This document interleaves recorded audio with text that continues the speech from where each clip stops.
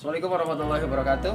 Kenalkan, nama saya Hasanuddin SPD, calon guru penggerak angkatan 7 dari SD Negeri Ciberem, Kecamatan Tanjung Sari, Kabupaten Bogor.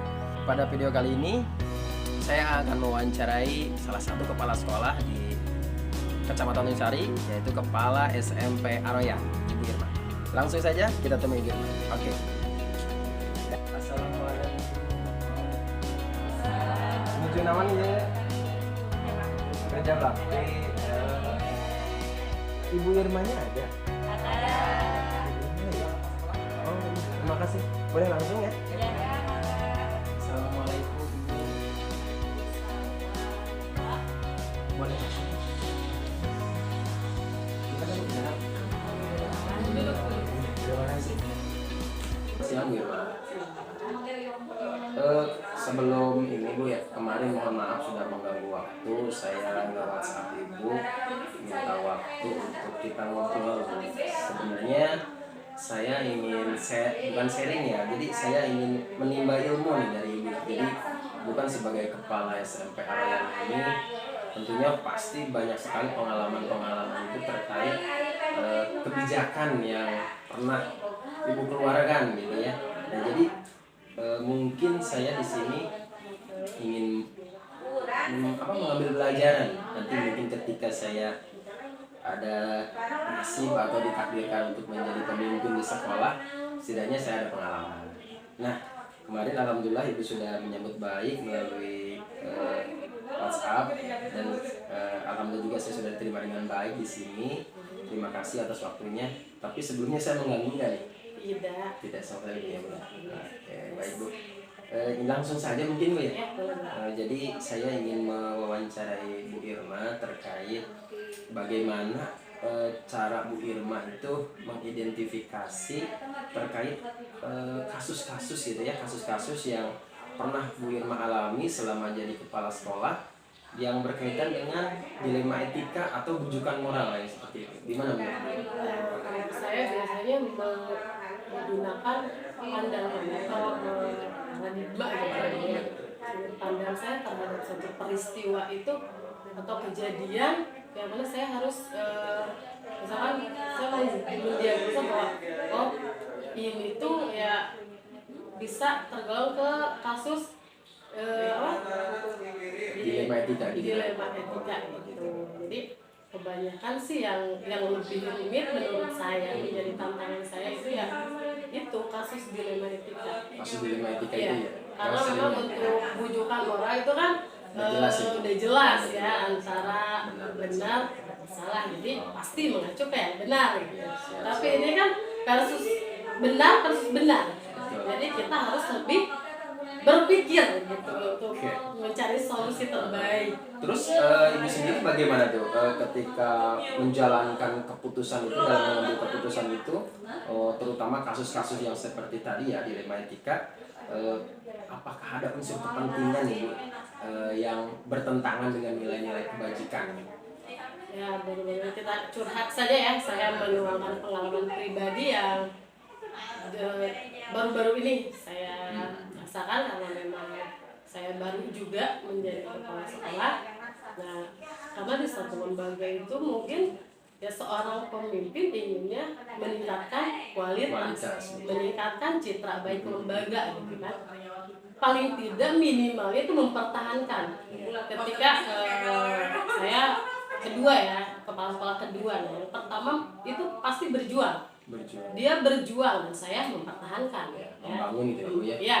Nah, dari situ mungkin saya sebagai kepala sekolah menginginkan guru-guru yang aktif, yang profesional gitu kan. Itu hanya keinginan.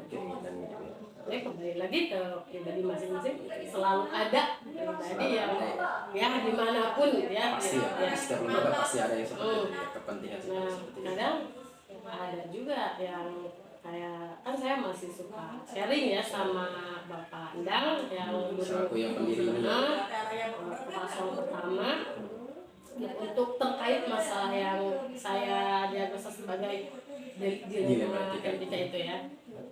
Terus untuk langkah-langkah nih Bu, langkah-langkah dan prosedur yang seperti apa nih yang biasa Ibu lakukan ketika menghadapi kasus seperti itu, langkah yang dilakukan oleh ibu itu seperti apa?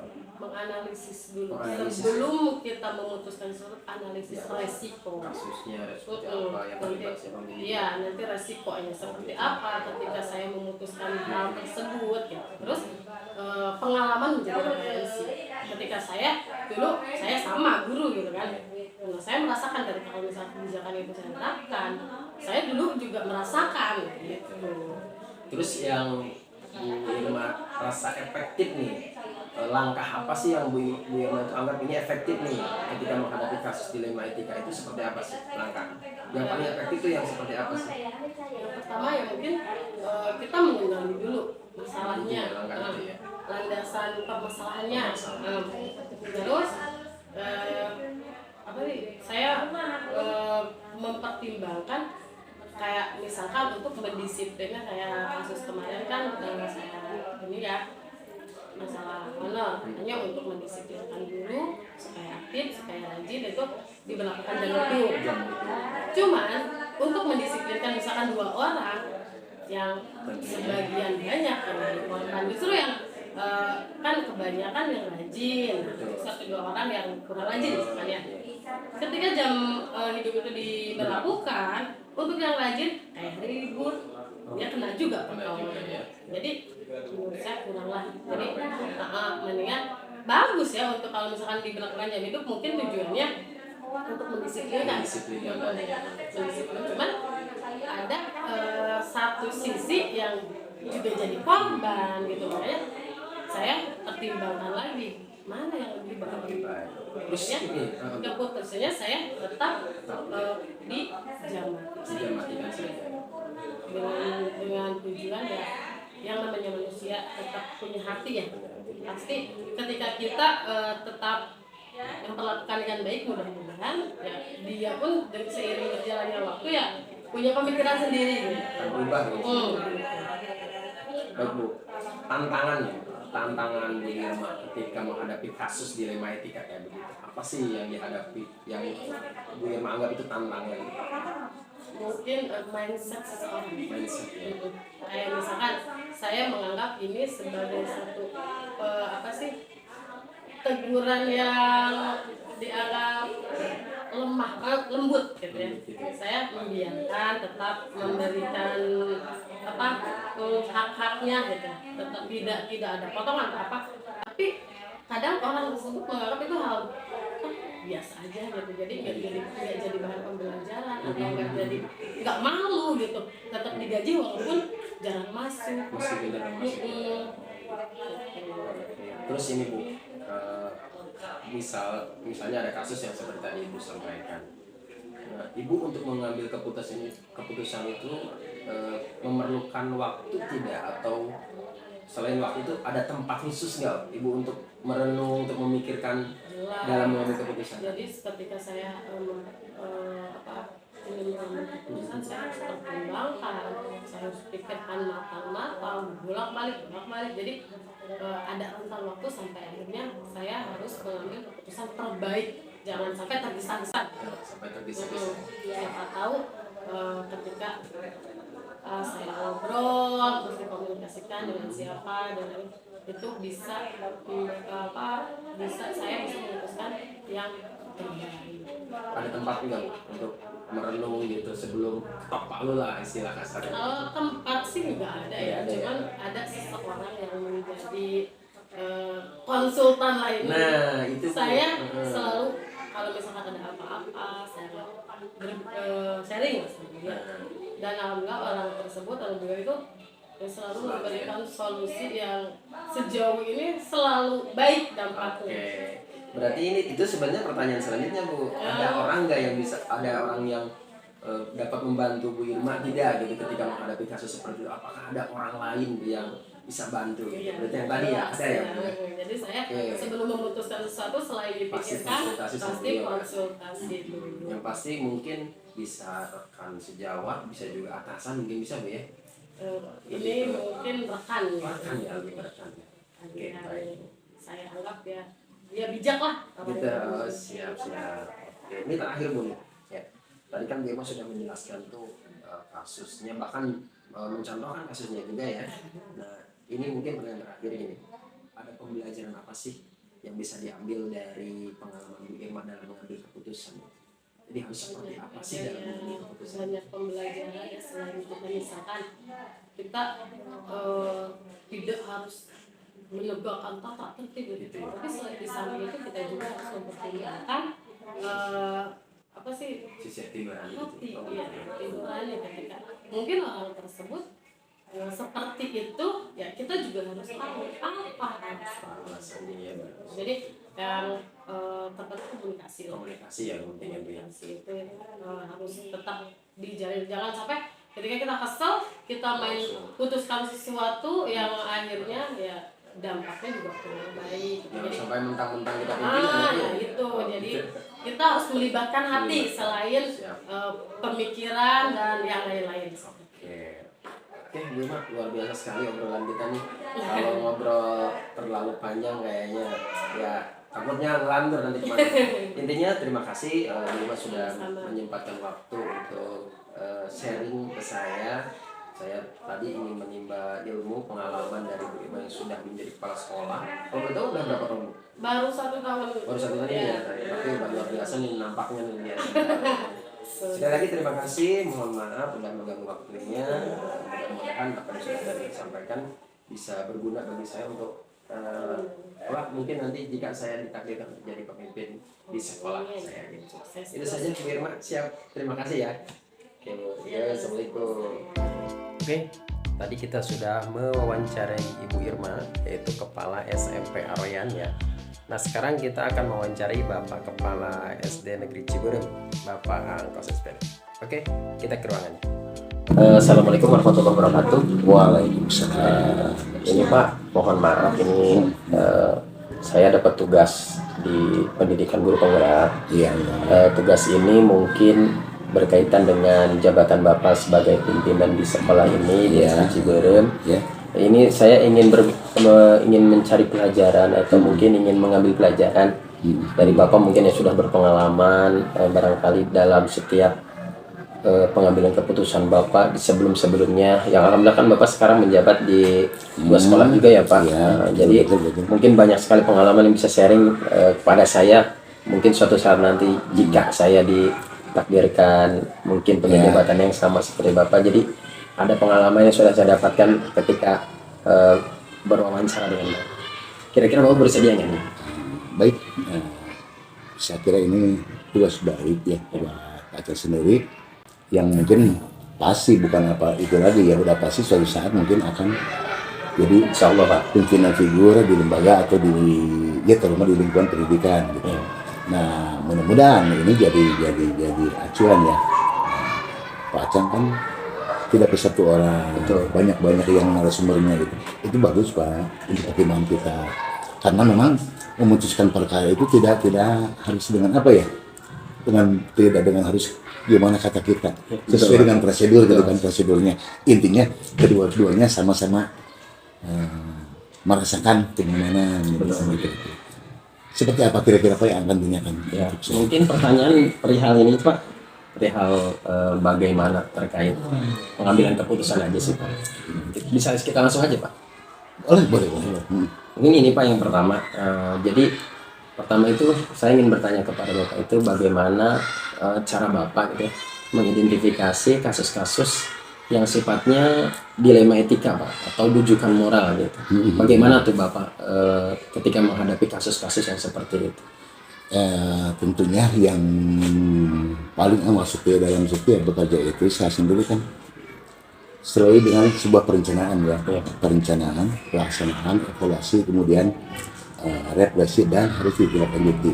Nah hubungannya dengan yang menghadapi kasus-kasus seperti dilema etika seperti ini yang menimpa memang kalau mudah-mudahan sampai hari ini belum ada di lembaga kami ya, belum ada. Nah, menurut saya tetap kita harus mengacu kepada kemampuan individu tersebut, kelebihan individu tersebut, kemampuan, kekurangan, kelebihan, minat dan bakatnya kita lihat. Terus apa yang terjadi di masyarakat, masalahnya apa, seperti apa. Nah, yang lebih terpenting menurut saya ini lebih berat ke individunya. individu yang mendapatkan kasus tersebut seperti apa sih bisa menerima komunikasinya, kan?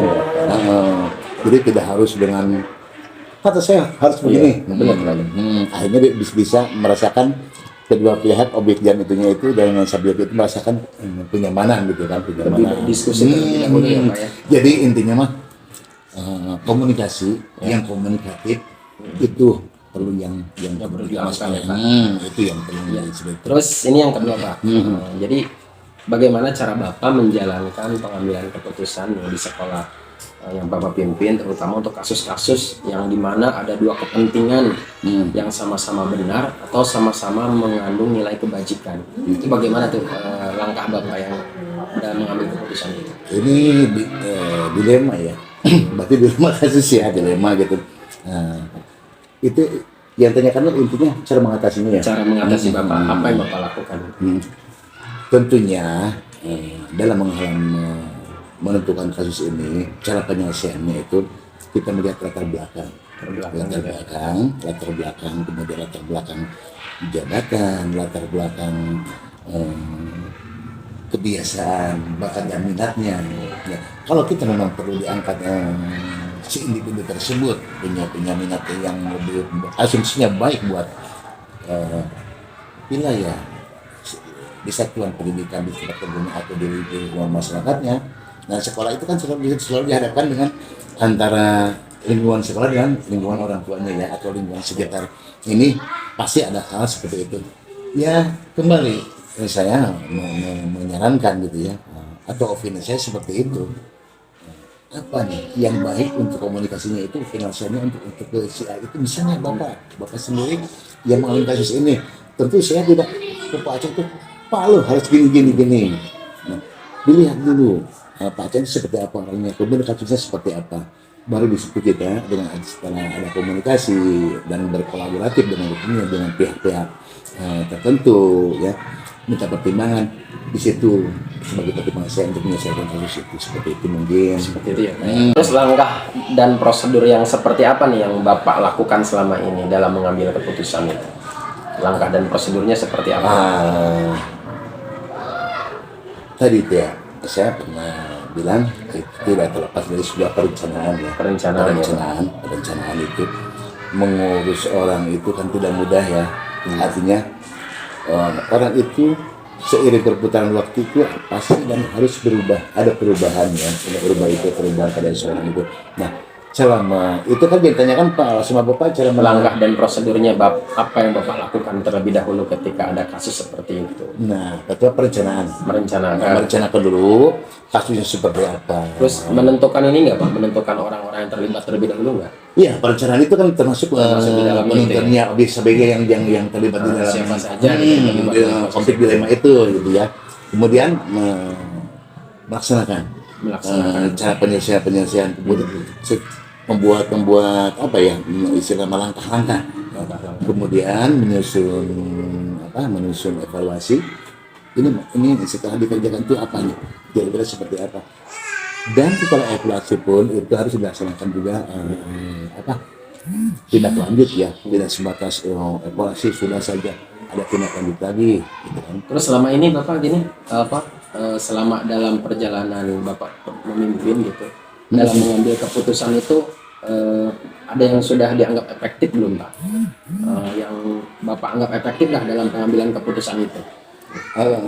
Kebetulan belum ada kasus di yang pernah ya kita gitu ya, yang menimpa kita kebetulan semua dan dua sekolah ya. Saya berusaha yang paling efektif dalam penanganan kasus itu mungkin pertama komunikasi yang komunikatif ya, berkolaboratif dengan pihak-pihak yang terlibat terkait ya. Kalau seperti saya sendiri itu punya atasan, terus di masyarakat itu terkait semua, kita adakan berkolaborasi dengan seperti itu untuk penyelesaian kasus seperti itu. Mungkin dengan cara ini ada hal lain lagi, seperti apa kita akan seperti apa ya prosedurnya untuk menangani kasus ini. Ketika saya sudah temukan, kita bekerja sama dengan kolaboratif dengan pihak-pihak ketiga yang seperti saya sendiri punya atasan dan yang diikat oleh dinas ya, kemudian sementara yang terjadi dengan karyawan kami itu atau personal ya itu. Nah, penyelesaiannya itu tidak jauh lepas dari Dari ya, Pak. komunikasi yang komunikatif dan berkolaboratif, dan baru akan ditemukan kesimpulan-kesimpulan seperti itu. Terus ini Pak, tantangan nih Pak, tantangan dalam mengambil keputusan itu, dalam keputusan yang berhubungan dilema etika itu, tantangan Bapak itu apa sih diantaranya? Tantangan kalau dibaca pasti banyak ya, karena tantangan itu antara orang individu itu kan, karena jangankan orang banyak ya, antar individu saja orang itu sudah berbeda gitu. Komunikasi mungkin tidak nyambung. Kendala-kendala ya komunikasi sudah diterima oleh pihak-pihak yang terkait tadi, yang terkait Terus kolaborasi juga kayaknya yang tidak terjalin itu jadi tantangan. ya. Berkolaborasi pun kadang-kadang unsur waktu, mengganggu segala macam. Ya, di sana banyak kalau kita uraikan seperti itu. Cuma yang kalau saya perlu sampaikan, kendala itu pengkarakteran yang lebih itu. Terus tradisi yang ada di lingkungan tersebut dia kan pertimbangan. Itu sendiri Pak, apa namanya? Bapak butuh waktu nggak? Butuh waktu atau tempat ketika akan menyelesaikan atau membuat keputusan itu, Bapak perlu tempat yang khusus atau waktu yang cukup lama? Itu gimana tuh pengalaman? Saya kira tidak seperti itu juga. Karena memang kasus itu harus kita selesaikan kan, harus kita selesaikan. Ya sebisanya mungkin ya tidak mengulur waktu ya, agar memang lebih baik ya Pak. ketika sudah dapat keputusan kan orang akan merasa nyaman ya. Kenyamanan itu kan setelah memang kita berusaha menyelesaikan suatu permasalahan, mungkin seperti itu ya. Terus ini Pak, dalam pengambilan keputusan ada tidak Pak orang yang dapat membantu Bapak gitu, yang ya bisa bahan pertimbangan Bapak dalam mengambil keputusan, ada tidak itu contohnya? Ya, itu kan kita kerjasama dengan stakeholder ya, Stakeholder dari atasan Bapak tadi ya, mungkin ya. atau seorang ahli ahli di bidang psikologi gitu kan. Itu mempermudah mungkin untuk pelaksanaan kita penyelesaian kasus ini lebih mudah. Intinya kita harus bekerjasama dengan, tidak harus menggunakan keputusan apa yang saya punya, pasti membutuhkan bantuan juga dari pihak-pihak lain gitu. Seperti itu. Mungkin ini pertanyaan terakhir Pak. Dari semua hal yang tadi Bapak sampaikan itu ya, pelajaran apa sih yang dapat Bapak petik dari pengalaman Bapak dalam mengambil keputusan yang dilema etika gitu? Jadi pengalaman Bapak gitu, dari kejadian-kejadian yang pernah Bapak alami. Tentunya ini positif ya buat saya sendiri ya. Kemudian juga bukan buat pihak-pihak yang terlibat tadi ya. Nah, itulah hal seberat apapun, kalau ada komunikasi, kolaborasi dan koordinasi yang baik, pasti semua permasalahan dapat diselesaikan. Beberapa pemahaman ada yang perlu kita pertimbangkan ya, yang jadi itu terutama pelaku kasusnya. Coba kita lihat, pelajari karakter pelaku kasus dari minat dan kemampuannya. Mungkin itu yang perlu kita pahami. Sebab seseorang itu, kita ini menyangkut hajat seseorang ya, untuk harus lebih baik, itu kan lebih baik, dan tidak harus bagaimana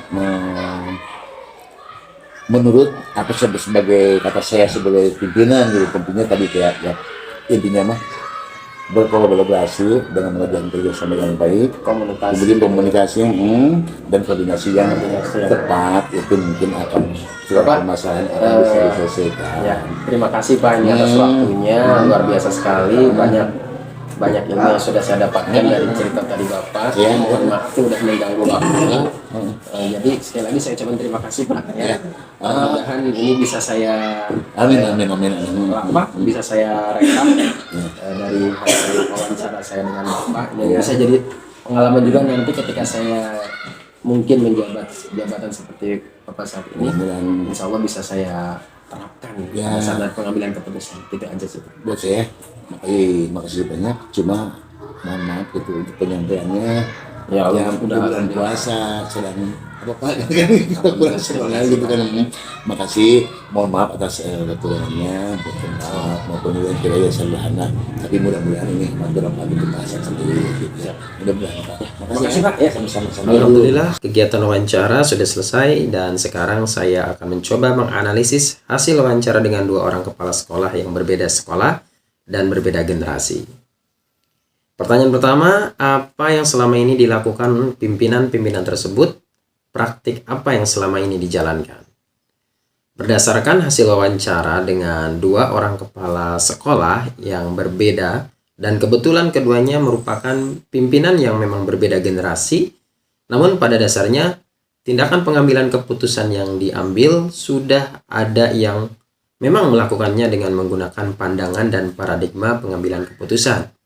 Baik itu kasus yang berhubungan dengan dilema etika ataupun bujukan moral. Hasil wawancara saya dengan Bu Irma selaku Kepala SMP Aroyan, beliau mengatakan bahwa pengambilan keputusan tentunya selalu menggunakan paradigma atau pandangan. Jadi pada setiap kasus yang terjadi, apakah individu versus kelompok atau lainnya. Dan beliau juga sudah menggunakan prinsip-prinsip dalam mengambil keputusan.